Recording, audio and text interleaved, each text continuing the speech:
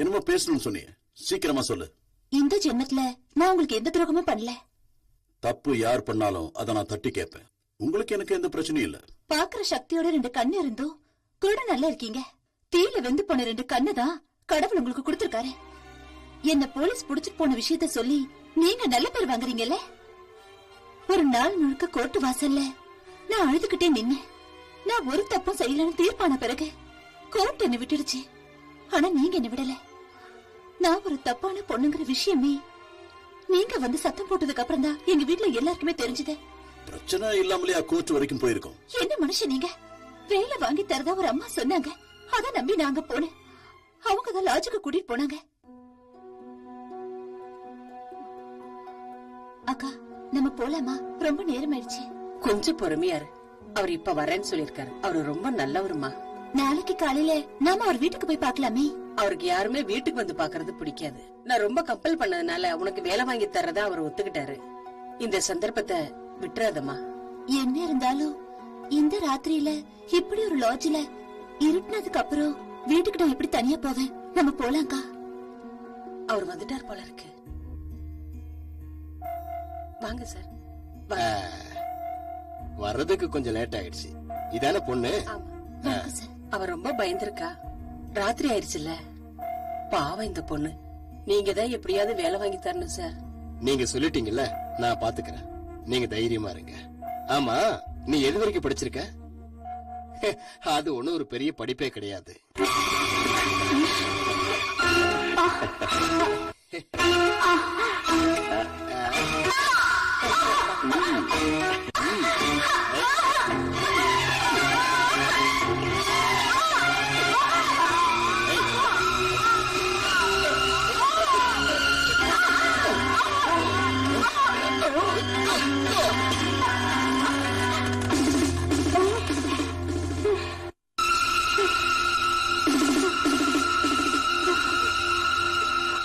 அந்த போலீஸ்க்கும் வக்கீலுக்கும் ஜட்ஜுக்கும் மட்டும்தான் தெரியும் அந்த உண்மை.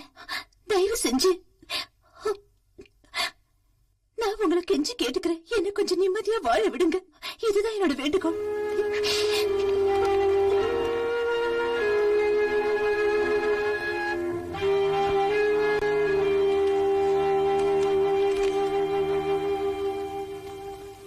எஸ், அந்த கோர்ட்டோட காப்பி இந்த ஃபைல் இருக்கு. வேலை வாங்கி தரதா சொல்லி ஒரு பொம்பளை இந்த லாட்ஜில் இருக்க ரூமுக்கு அந்த பொண்ணை கூட்டிட்டு போயிருக்காங்க. அப்போ அந்த பொண்ணு நிரபராதியா? ஆமா, அந்த ஏமாத்தின பொம்பளை பிடிக்குன்னு பார்த்தோம், தப்பிச்சு போயிட்டா.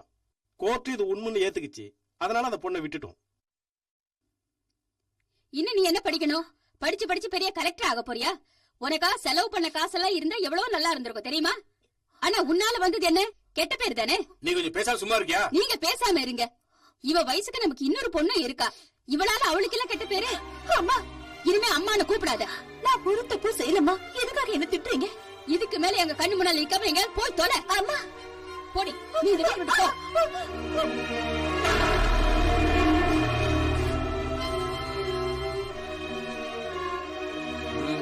என்ன?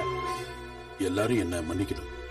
நான் அந்த பொண்ண தப்பா நினைச்சிட்டேன். ஓஹோ, இது சொல்றதுதான் நீ இவ்வளவு தூரம் கஷ்டப்பட்டு வந்திருக்கியாக்கும். ஊரு ஜனங்க முன்னாடி வாய்க்கு வந்தபடிலாம் பேசிட்டு ஒரு பொண்ணோட வாழ்க்கையை கெடுத்துட்டு இப்ப மன்னிப்பு கேட்க வந்திருக்கியாக்கும். ரோகி, இத பாரு, நீ எல்லாரும் வீட்டுக்கும் போய் இவன் நிரபராதின்னு சொல்ல போறியாக்கும். அப்படி சொன்னா நம்புவாங்களா யாராவது? ஒரு தடவை கெட்டு போன பேரை மறுபடியும் சரி பண்றதே கஷ்டம். அதுக்கு பரிகாரமும் இருக்குல்ல.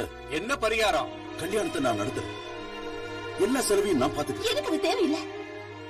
அந்த ஆள் ஒரு சரியான முரட்டுத்தனமான ரவுடி. அந்த ஆளை கல்யாணம் பண்ணிக்க நான் சம்மதிக்க மாட்டேன். நீ யாரடி சம்மதிக்கிறதுக்கு? நீ யாருங்கிற? எவனோ ஒருத்தனை கட்டிட்டு மரியாதை இந்த வீட்டை விட்டு போ. தயவு செஞ்சு அந்த பொண்ணை திட்டாதீங்க. திட்டினா நீ என்ன பண்ணுவ? தப்பு என்னோடது. செய்யாத தப்புக்கு அந்த பொண்ணு போய் தப்பா பேசாதீங்க. அப்படின்னா நீ வச்சு காப்பாத்து. காப்பாத்துவேன். எனக்கு ஒரு குடும்பம் இருக்கு. அவங்களோட இவளையும் சேர்த்து நான் காப்பாத்துவேன். அனாதையா விட்டுற மாட்டேன். நீ ஒண்ணும் கவலைப்படாத. எல்லாம் நல்லபடியா நடக்கும். மனசாட்சி இல்லாதவங்க.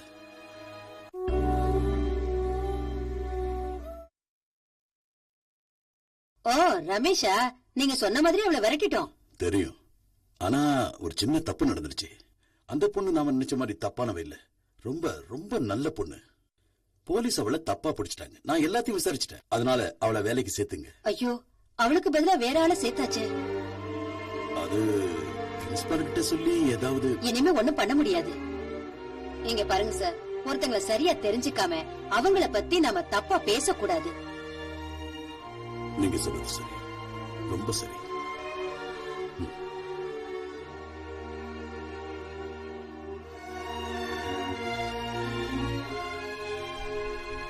அம்மா, அம்மா,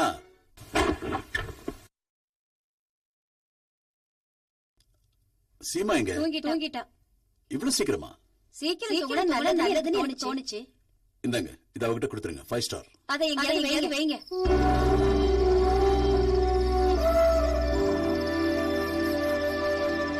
என்னம்மா எல்லாருக்கும் என்ன ஆச்சு? என் கூட வாடா. இந்த பொண்ணு உனக்கு தெரியுமா?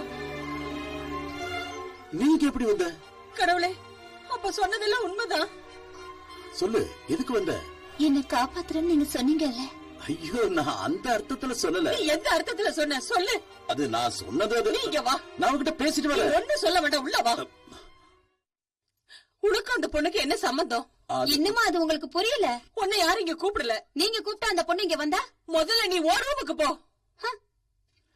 சின்ன விஷயத்தை ஏன் பெருசாக்குறீங்க? நான் தாசுக்கு பொண்ணு பார்க்க நீ போனேன். எனக்கு எதுவும் சொல்ல வேண்டாம். அந்த பொண்ணை நான் பாத்துக்கிறேன்னு நீ அவளுக்கு வாக்கு கொடுத்திருக்கல. நீங்க நினைக்கிற மாதிரி அர்த்தத்துல நான் சொல்லல. அது மட்டும் இல்லாம என்ன போய் தப்பா நினைக்கிறீங்க? இது வரைக்கும் அப்படி இருந்தது இல்ல. இனி எப்பவும் அப்படி இருக்க மாட்டேன். நான் உங்களுடைய புள்ள தப்பே பண்ண மாட்டேன். அந்த ரமேஷ் தான் பொண்டாட்டி இல்லாத நேரத்துல இன்னொரு பொண்ண வீட்டுக்கு கூட்டிட்டு வந்திருக்கான். டே, உங்க அண்ணி என்ன சொன்னான்னு நீ கேட்டல? அவங்களுக்கு பைத்தியம். அவளை விடு, உன் பொண்டாட்டி என்ன சொல்லுவா? இங்க பாருடா, ஒரு பொண்ணோட மனசு உனக்கு தெரியாது. சரி, நான் என்ன செய்யணும்னு சொல்லு. நாளைக்கு பொழுது விடிஞ்சதும் அவளை வீட்டுல கொண்டே விட்டுரு. அவ்வளவுதானே? நான் கொண்டு போய் விட்டுறேன். அதுக்கு முன்னாடி அவகிட்ட நான் 2 வார்த்தை பேசணும். அது மட்டும் நடக்காது. அந்த ரூம்ல காலை வச்ச வெட்டிடுவ வெட்டி.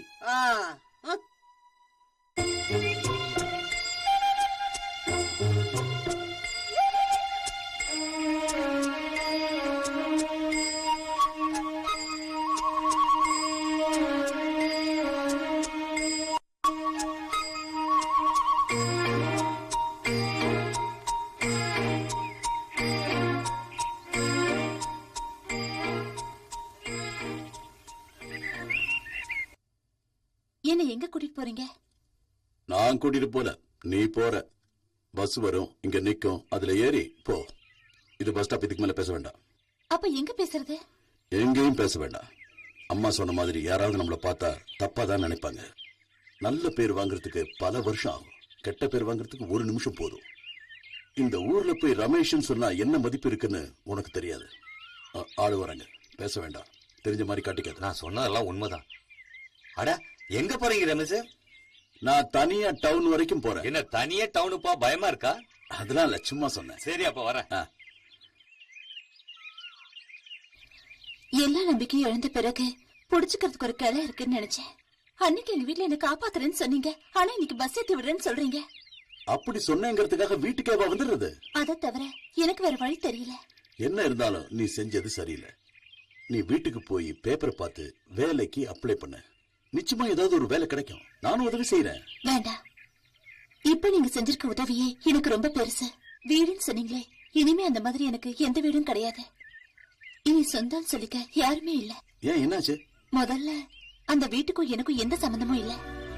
அது என் வீடு இல்ல. அப்படின்னா அந்த வீட்டுல இருக்கவங்களும் எனக்கு சொந்தம் கிடையாது. வயசான என் பாட்டி செத்த பிறகு என்னை பாத்துக்க யாருமே இல்லாம அனாதையா இருந்தேன்.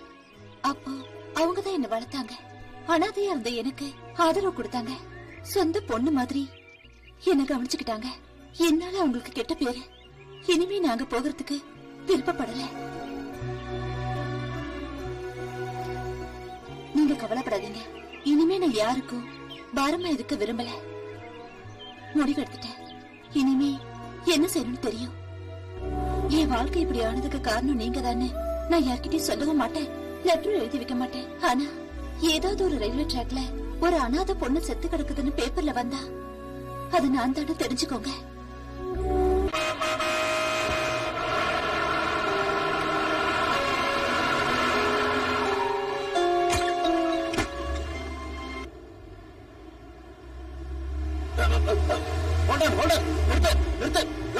நிறுத்து. வழியா இல்ல. என்னால இந்த நடிப்பை விட முடியலையே. எப்படினாலும் நான் ஸ்டார் ஆயிடும் பாத்துக்க. என்னவோ எனக்கெல்லாம் இதுல சுத்தமா நம்பிக்கையே கிடையாது. எங்க முதலாளி போறாரு. ரமேஷ் அண்ணா, எங்க போறீங்க? முக்கியமான வேலையை டவுனுக்கு போற, அப்புறம் வந்து பாக்குறேன்.